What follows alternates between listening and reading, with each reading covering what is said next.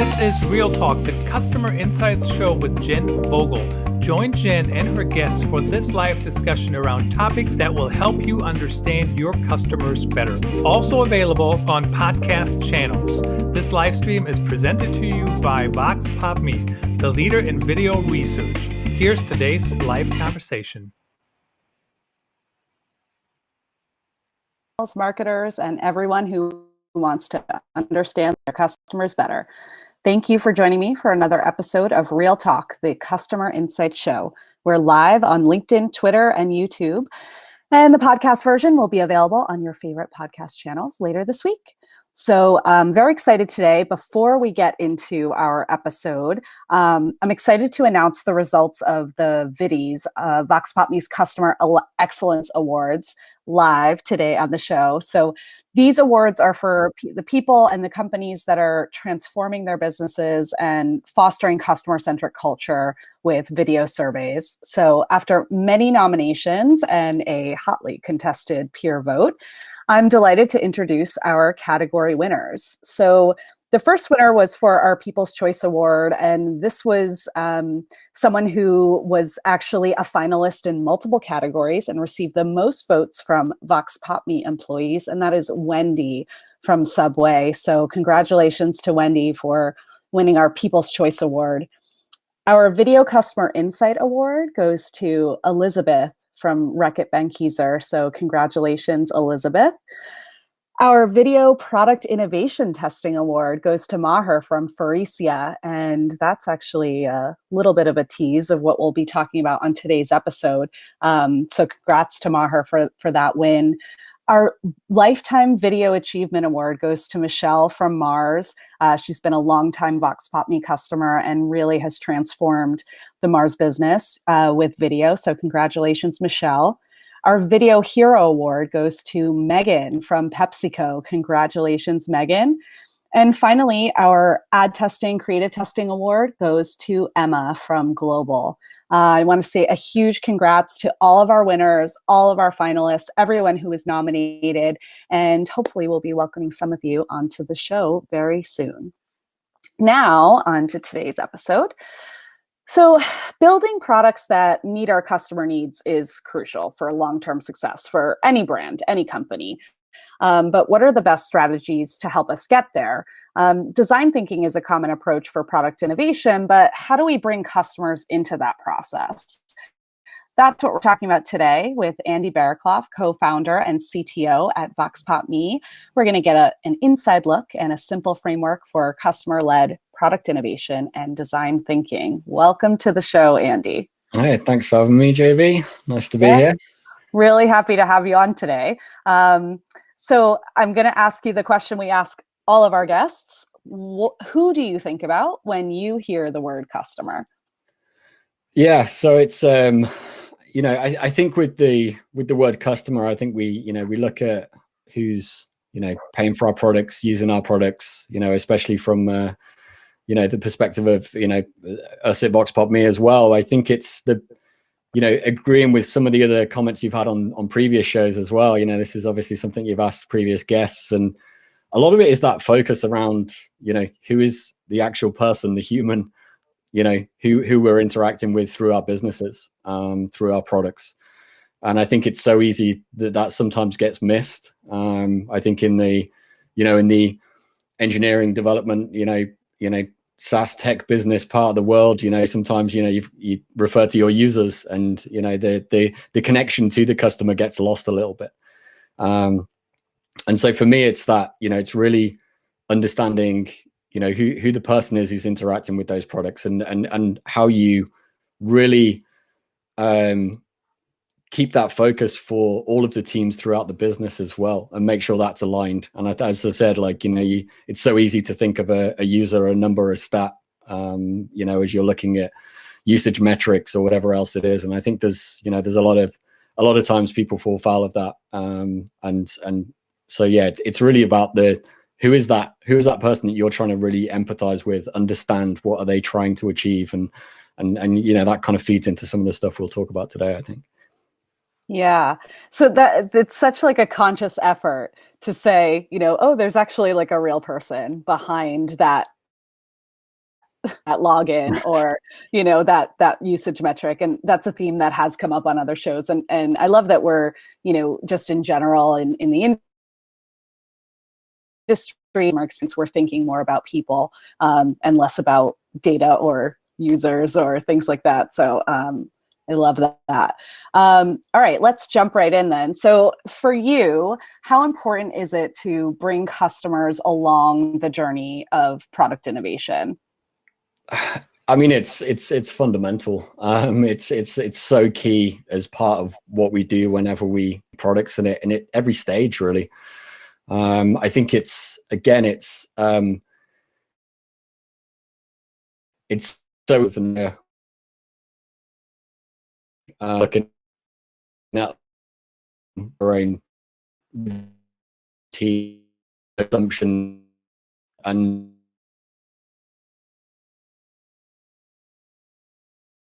this, you know, there might not be a customer there yet.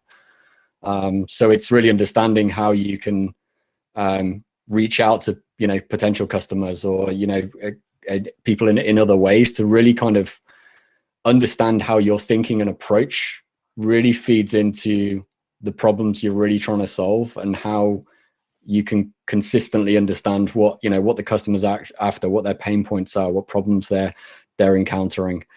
And I think it's that effort. I think, you know, it is a lot of time itself at every stage, and it's by going down that route and bringing the customer in, we make much better decisions in general. And we, you know, even if it's a case of a validation of an idea, it's still hugely important to keep you on the right track.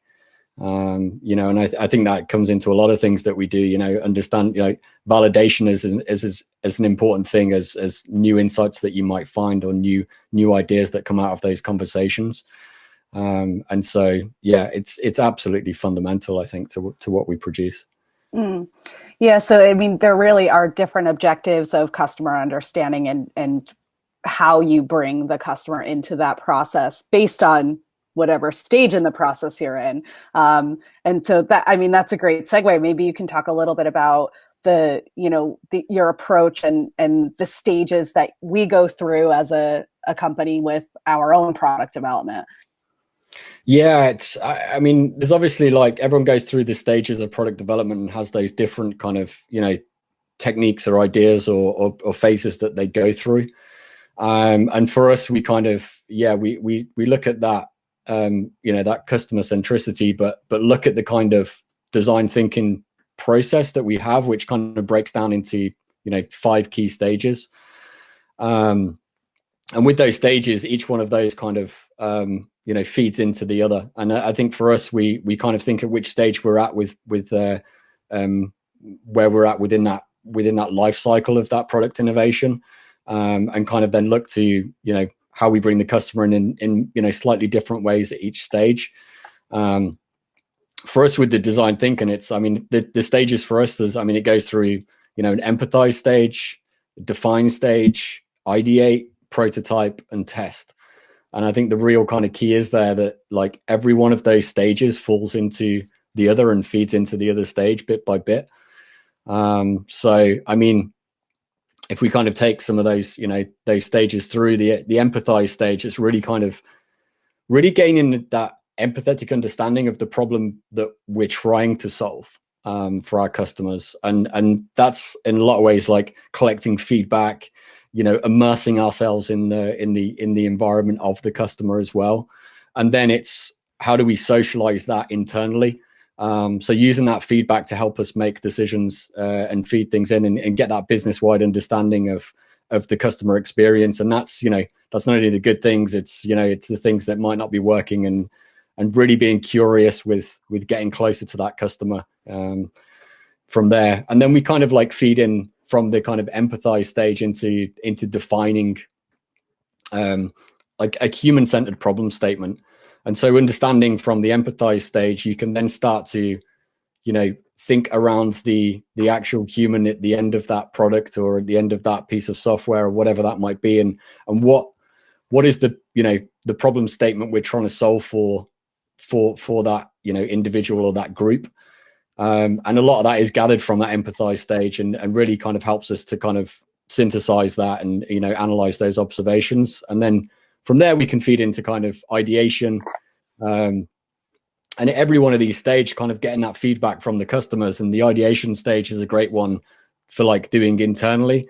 But then everything that we're getting out, kind of bouncing those back off, and that can be, for us, it's like the ideation stage is like purely about volume as well. And we kind of have a number of different routes for that. Like brainstorming ideas or brain writes, we've had conversations before, Jen, about the kind of the worst possible idea sessions, which, just stem a bit of creativity within the teams. But it's like, how do we make sure that, we get all of our teams internally thinking, putting the customer at the forefront of those ideas, building out cross-functional teams within the business, and gathering that feedback from lots of different areas. And it's amazing how much feedback you can actually get from, people having those customer conversations, or seeing that through the eyes of someone in support, or seeing that through the eyes of someone who's on a sales team, or seeing that through a customer success role, or, there's all of these different perspectives really kind of help feed into those, the ideation of that idea. And then kind of, the next stage from there is kind of like a prototyping stage, where we'll start to come up with some like inexpensive scaled down version of something we want to be, really able to understand. That can be like wireframes, or it can be like, some very basic concept ideas and things. And then from there, we can then go into the test phase and then, pull that back into, have we been able to achieve what we wanted to? Did we really, did it meet our expectations with what we were looking at with the problem statement that we were trying to solve for? And, I think what we see with this kind of design thinking process is a lot of the times that kind of test phase at the end is where everyone brings in the customer feedback and things. And a lot of times we wait till that last phase for getting that customer input into what we're doing. And at that time, it's, sometimes it's too late. So they're the kind of key stages that we go through as a kind of brief overview. But yeah, it's a lot. There's a lot to unpack there. First of all, I just have to say, like, I first learned about worst possible idea sessions from you a couple of years ago, and I love doing them on the team. Like, for anything outside of product innovation, it's just a really creative and fun way. I mean, oftentimes the best ideas come out of those worst possible idea sessions. So I highly recommend for, regardless of your role or your function. But, I was thinking about, and I don't think I'm giving away any kind of secret sauce here, but as you were talking about empathizing with the customer problem and defining it within it, using a human-centered problem statement, I was thinking back to, I think a couple of years ago, internally at Voxpopme, we had like an avenue to put in feature requests for the platform. And those could come from any area of the business and based on customer feedback. And someone internally made a conscious decision to change that from feature requests to, I forget the exact wording, but identifying the problem. What was the problem that the customer was having? So it was the difference of like, skipping that kind of empathy and definition stage and going right into, I have an idea for a feature, versus really understanding what problem they were trying to solve. And I just really reacted positively to that internally. And, I think it's a great example of the, really understanding what problem you're trying to solve, and rather than trying to solve an unknown problem with an idea. Yeah, totally. Yeah, it's I think as soon as we flipped that on its head, I mean, it was just literally a change of a Slack channel, right? Yeah. We just changed the title of that, and because it does then, when you're gathering that feedback from other teams internally, when you put in a feature request, as you said, it's not really given the context of what is the actual problem they're trying to solve for, and that feature idea is one person's view on how to solve for that. And we all know within product innovation and development, there's a ton of ways of solving a lot of these issues, and it might be that we can fix it in one way and really kind of help that customer in one way that also has an effect of like, hey, it also solves these other problems that were on the periphery of that. And so, yeah, I really like that. And it, you know, it kind of changed the approach for it, but it also coming back to like the importance of around this is you've got a little bit more disconnected from the customer just because of, you know, how things work. They don't always get to have face-to-face time with customers, you know, so maybe, you know, some people in the engineering team who are hearing things, you know, from sales teams, or they're hearing things through product managers, or, you know, they're not necessarily always getting the full picture of it if they've just been asked to produce feature X. Whereas, you know, pulling that into a different way with different context and kind of flipping that on its head, we solve for things in completely different ways, and often we can do that in, you know, in a way that, as I said, benefits so many more people and you know, so much more of our customer base. Yeah, so it really does kind of help get a little bit closer to the customer, kind of thinking of it in that way. We talked about that a little bit last week with Brenna at Wayfair about data transparency, and yeah, it just helps to kind of get everybody on the same page of understanding who the customer is. So, you know, with all of these different stages, what are some of the different ways that you actually bring the customer into those stages? You know, you made a point to say, don't wait until that testing phase to then start talking to customers. Like, what are some of the different ways that you involve customers in those earlier stages? Yeah, I think it's, you know, I think there's always an opportunity to kind of, you know, there's multiple ways in which you can do that. You can do that kind of by, you know, dropping in, you know, something in platform or within an experience to gather feedback at a certain point. So people are in that mindset of trying to complete a certain task, and you're trying to understand a little bit more, you know, kind of quickly innovating with an idea and you know, and pushing that out to, you know, to many of our customers at each stage. I mean, you know, I think obviously we do, you know, a lot through understanding through video as well with our customers, and we want to pull that in, and that can be done more purposefully as a one-to-one, or it can be done, you know, as a you know, in a more asynchronous manner at the point that suits the customer. And I think that's key as well, is kind of understanding, you know, where's best to get that customer feedback, and what best suits your customers and the way they want to be able to give you that feedback and to be part of that, you know, discussion.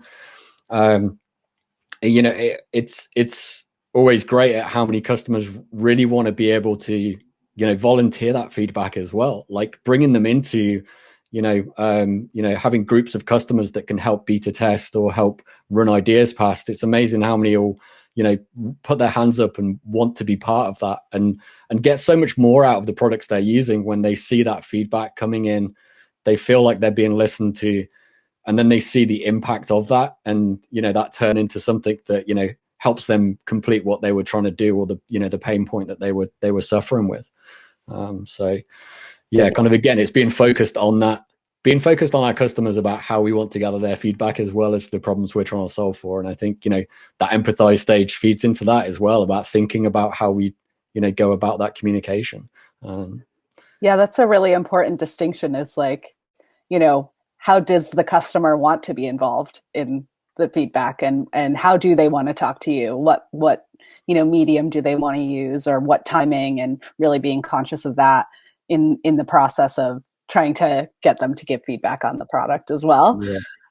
And there is like nothing better than when you hear from a customer that, like, oh, I saw you release this new feature, and that was something that was a big challenge for me before, and I'm so excited. Like, meeting the customer need is like the best result out of all of that, when you do kind of get looped back in the end and have done all the work to bring them into the process, and then have them say, like, thank you, you really made a big difference, you solved my problem. Like, you know, that's the goal, right? Yeah, and I think that's a great point, as far as when we're getting that feedback as well. Like, how do we make sure that gets distributed through the rest of the team and everyone who's had that involvement with it? Because a lot of times it's so easy to, you know, you have, as I said, those more customer facing teams, you know, they'll have that conversation with the customer, they come back and they rave about how, you know, oh, this has been fantastic, and that doesn't disseminate its way through the teams. And actually, you know, you've had lots of people working on different areas who maybe don't get that feedback pulled through. that's something that we really, trying hard to do internally within our teams. And again, if we're capturing those video conversations or whatever we might have had with those those snippets of feedback that we've had, like making sure that that's getting back to everyone and they realize the impact that they're having, because that creates that energy and that desire to innovate more and to realize the impact that they're having on the customers. And I think I've definitely seen that in previous businesses, and it's kind of the glory sometimes goes to the people that won't have necessarily done a lot of the work in the background to get there. And that again can create some difficulties within your teams. And it just shows the importance of, the feedback you get from as someone knows like what I've achieved and what I've put in based on it's met that need, and there's a happy customer at the end of it. It's absolutely huge. Yeah, it really is. And I think it's got to be a conscious effort regardless of what company you're working with. Like we're a smaller company, so maybe it's easier for us to distribute that information internally, but not if we are not consciously trying to do that. Like regardless of what size company you're working for, if you want to disseminate that information and make sure that people are really hearing that customer feedback, it really has to be a conscious effort. Yeah, no, I completely agree. It's and all of these things, it's kind of, again, it's coming back down to the way we kind of, the way we look and want to treat each other within our businesses, the way we want to treat our customers. And you find that within companies that have that, have that attitude across everything, as looking at, your customers as people, your teammates and things like that it kind of feeds into the culture and all of that kind of snowballs, and, everything innovates and creates a lot better across the business. Yeah, for sure. So I want to add, this may be a sensitive question, but you're a founder of Voxpopme, and so obviously you've been very close to the product from day one. So when you're kind of bringing customers in and going through this process of design thinking, how do you, really anyone who's really close to a product, overcome your own biases as you're evolving and improving and making changes?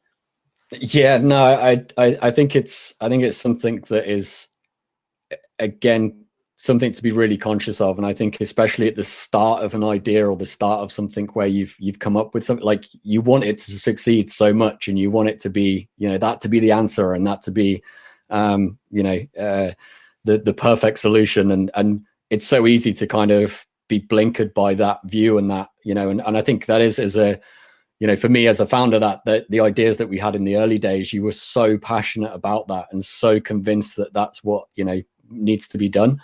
That's where that making those conscious decisions to validate those things with customers, and kind of, bring that back to reality a little bit, is absolutely, fundamental to the success of it, as we said earlier. And I've definitely felt that in the past, and it is so easy to do, and it's an easier path to take as well, because if you choose not to go down that route of really digging into that information, really digging into the problem that the customer's having, and kind of make some of those assumptions, that's a lot easier to get from A to B, because you've kind of got that in mind and you've already made those, made those decisions on what that assumption is, that hypothesis is. And that's where it comes back to that, that empathize and define stage, coming back to defining that as human centered. And okay, is this actually solving for that? And is this actually a real problem that, is out there that I'm, trying to fix or trying to come up with a solution for?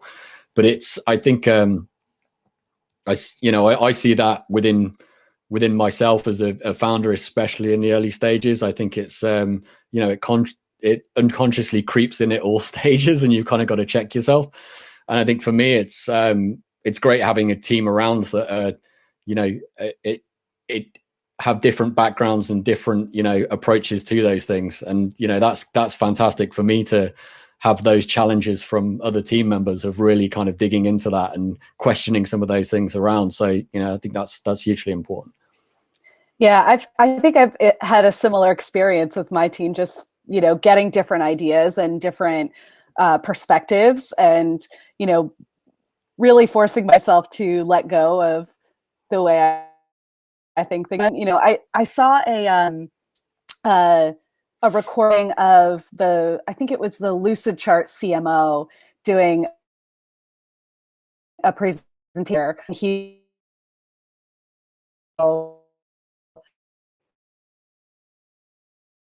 They couldn't improve on it. Every time they made changes to it that they wanted to make, their metrics would go down, their conversion, they would get bad feedback from customers on it. So they'd have to put it back, and, being open to kind of trying what the market is telling you it needs, and really relying on data, whether that's, user data or behavioral data or customer feedback to make those decisions is crucial, because, now you think our ideas are the best ones, but really rooting those in the customer feedback is the only way to make sure you're kind of continually growing and creating something better.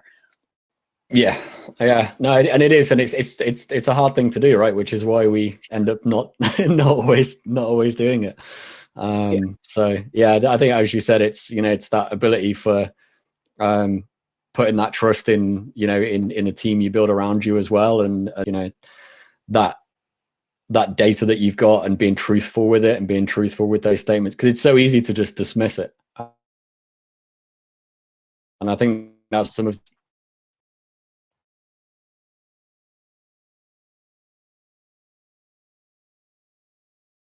that you can then get the feedback in, because it's so easy to twist data to suit your narrative, and and that's that isn't the best thing to be doing, but it can happen, and it's not even a lot of times that's not a conscious thing. That's not trying to be malicious with the data, or being trying to make things suit your agenda. It's just it's just easy to creep in. So yeah, sometimes we hear what we want to hear.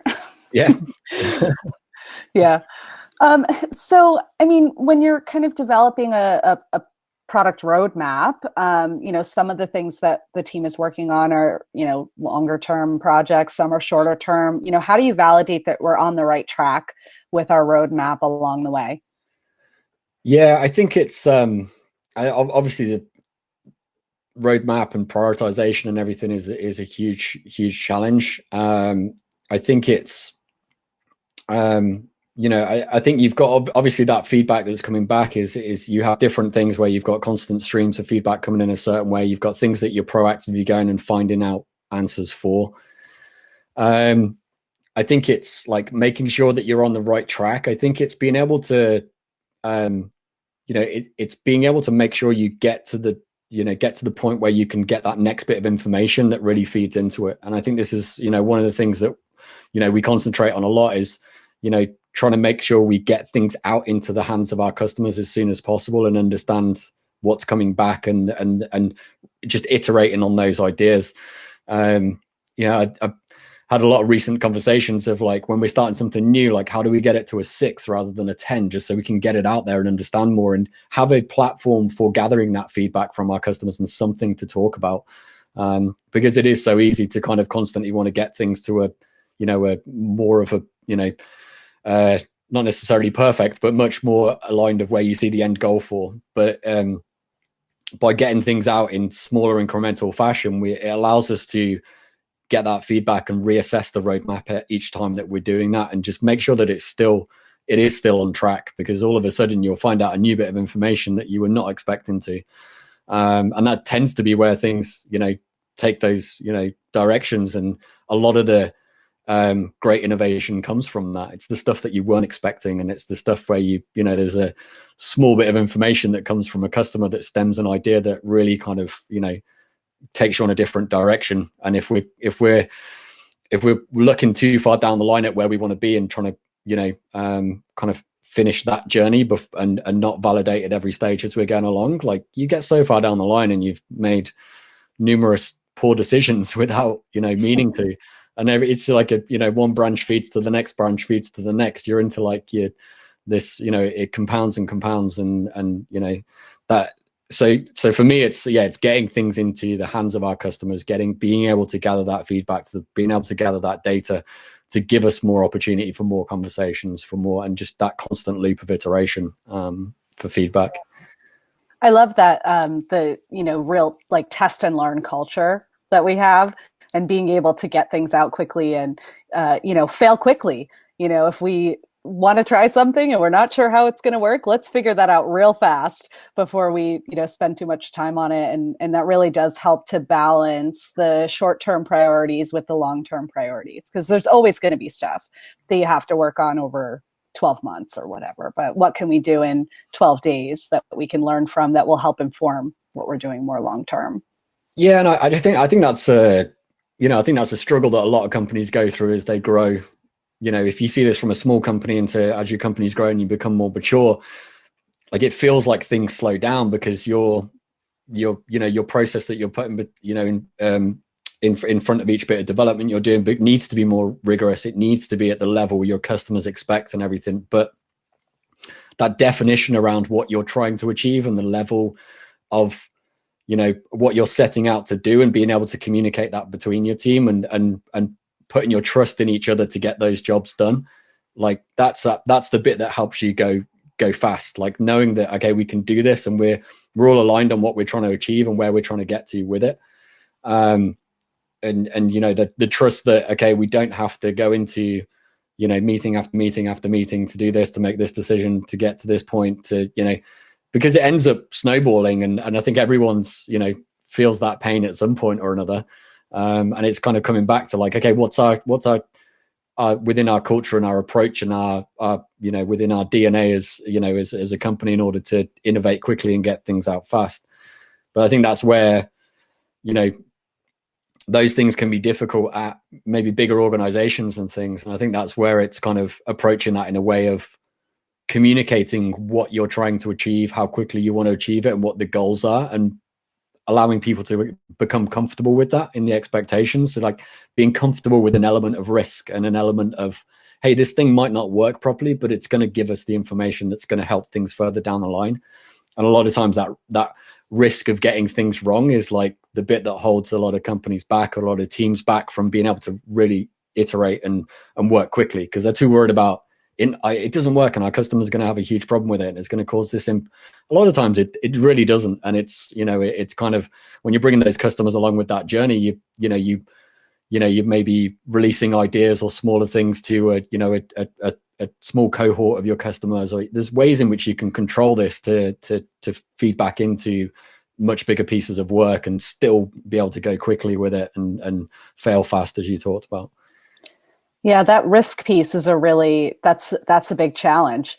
It's come up in other conversations before. I know last summer we were talking to Lori from Mondelez and Michelle from Mars and Matt Landon from Perfect Snacks, who's, much more entrepreneurial, kind of smaller, more agile, snack company. And he talked exactly about that, about, what's the risk? Are we happy with doing something 90% or 80%? And, are the advantages of getting this out more quickly and getting the customer feedback more quickly, is that outweighing the risk of it failing or, any kind of detriment that can do? But as a smaller business, you have a little bit more freedom to take those risks. And at larger companies, it's a lot more, you have to do a lot more evaluation to determine exactly if that risk is worthwhile, or do you need to get it to 99% or 100% before you can actually, start testing and start, getting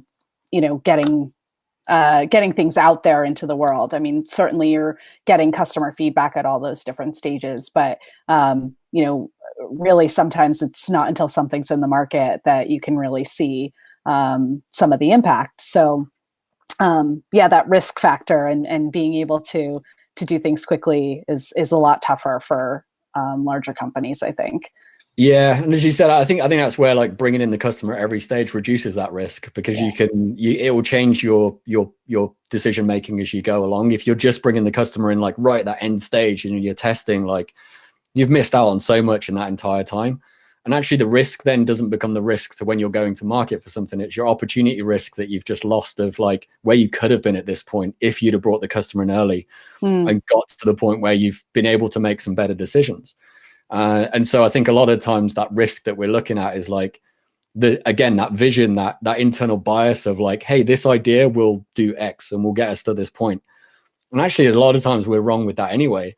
So like getting to 99% of the the right answer, have this idea and don't, always haven't validated those things early on, the risk is huge anyway by doing that. And we don't necessarily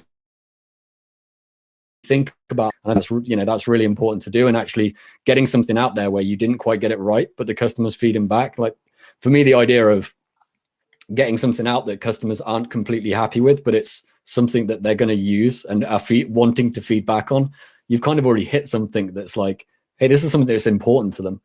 We didn't quite hit the mark on it and we didn't get it there, but like, there's other things where we've taken lots of time thinking we understood the problem we're trying to solve for.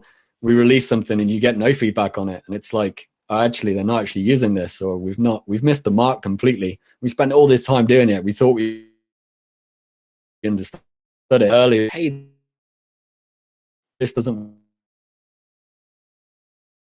like get, and really kind of validates it earlier on. So yeah, I think it's that understanding that risk from an opportunity risk, as well as a go-to-market risk, which is what we all kind of like head towards, right, when we think of risk initially. Yeah, I think that's so important. Like it's a much bigger risk to go to market with something that hasn't been co-created with your customers. Put things out there iteratively.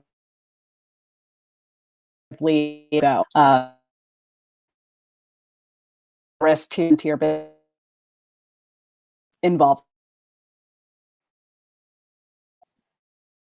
Yeah. So I guess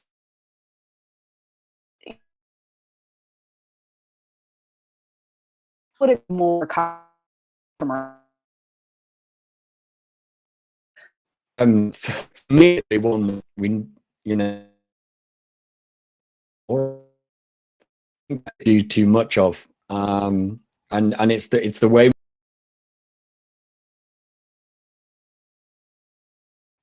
How do we go about how do we get this into our kind of day to day, so it can be a constant kind of mechanism for gathering that feedback in a way that doesn't necessarily slow things down. And I think that's one of the biggest challenges people have with getting customer feedback, is they feel like it's something that gets in their way of progress. And so, I think where we've talked about, having those customers who will, who you can reach out to easily, or, building those up, like it's building those foundations and those routes to feedback that allow you to get quicker and really build that out. And at the start, I think that's where the challenge lies, is it feels like something that, is difficult to do at times, or it's, it takes too long, or it's interrupting the process, or we already know the answer to this.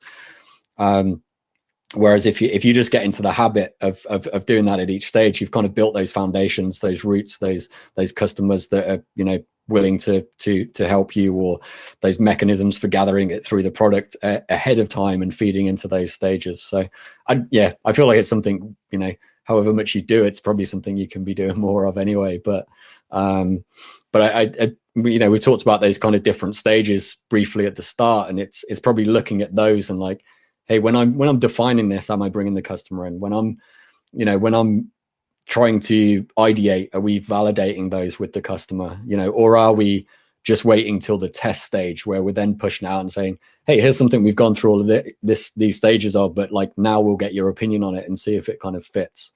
So I think you can kind of just, look at those stages in order to kind of validate how customer centric you are. That's really helpful. And I totally agree. You can definitely always do more. And I think the timing thing is like, it's more in our heads than it is like reality. It's like, when I look at a sink full of dishes, I think, oh my God, that's going to take me 6 hours to clean those dishes. And it really takes me like 7 minutes. And it's the same thing. It's like, oh, I don't have time to gather customer feedback or to do an interview or to do a study. And it doesn't actually slow you down as much as you think it's going to, because you just kind of get into a groove and you get those new ideas and better understanding of the customer problem that just kind of helps you to solve that problem faster, versus not bringing them in at all, having a misunderstanding of the problem and launching something incorrectly, whether that's marketing messaging or the product or anything. I think it is a little bit in our heads that, this is something that's going to slow me down or be hard or is an added step. where really it probably speeds things up in some ways. Yeah, and it's always going to cost you that time at the end. But I think where it's in our heads is it's because we're thinking about it too late. Then this is the problem. Like, you think about it, this stage where you need to get that customer feedback, and it's like, oh, now I've got to pause and wait for this to do, which is whereas if you start to build that up and think ahead of where you want to bring those customers in at the time you need it, you've got the avenues, and you've got the ways and means of getting that information that you need. But yeah, it's kind of when you're just starting through this process, it does seem like a blocker, because it's at that point where you realize you need that information. It's at that point where you've got to then find out how to gather that, and it can feel a bit daunting at that stage, I think. Yeah, I think you're totally right. I could probably have this conversation for another 3 hours. I have so many more things I want to cover, but it's probably time to think about wrapping it up. Do you have any kind of... We can do part 2 at some point. I think we might need to. We should gather some customer feedback from what people thought of and what they need more information on, and then we can go from there. Exactly. Here's all the questions I still want to ask, and what do you guys think? But maybe we can start to wrap it up, and any last tips for kind of getting started in a design thinking process, bringing customers into those stages, and really creating a more customer-centric product innovation process. Yeah, I think it's, as far as getting started, I think it's, for us, that those design thinking process, if you split those areas up into each one, like, have a look at what you're doing at each stage. And like, if you're just getting started, like, there's certain things that will be easier within, the setup that you have, or the customers that you are able to access, or, the internal communication you have within your teams. So it's as we said, it always seems like it's going to take longer than it does. So just, jump in there and try and, start to gather that at those stages, and then build that workflow, build that, that flow that you have for doing that bit by bit by bit. Because I think it's just that, as we said, that daunting idea of having to do it and pull it in. But like, okay, let's concentrate on the ideation. Let's ideate, and then let's validate that bit. And, the empathize stage, okay, that's really key to the beginning of what we're trying to understand. Like, let's try and get more feedback than we're currently getting, or let's not just get the statistical data that we've got and make some assumptions off the back of that. That's not allowing us to empathize with a human if we're just looking at those numbers. So, digging into that a little bit more, and really getting to know your customers, in a more personal way of what they're trying to solve for within your product or the innovation that you're trying to work on. Amazing. This has been such a great conversation, and I do think we probably need another, like a follow-up, a part 2, a sequel. So we'll work on getting that scheduled. But I just want to thank you so much for coming on today. This has been really an amazing conversation, and I really appreciate you joining us today. Yeah, I really enjoyed it. Thanks for having me. Awesome. So thank you everyone for listening. Please rate and review us on your favorite network. Don't forget to share our show with your friends, coworkers, and bosses. Next week, I'm going to be joined by Luke Williams from Qualtrics. We're going to be talking about building customer experience programs. So join us then. Thanks.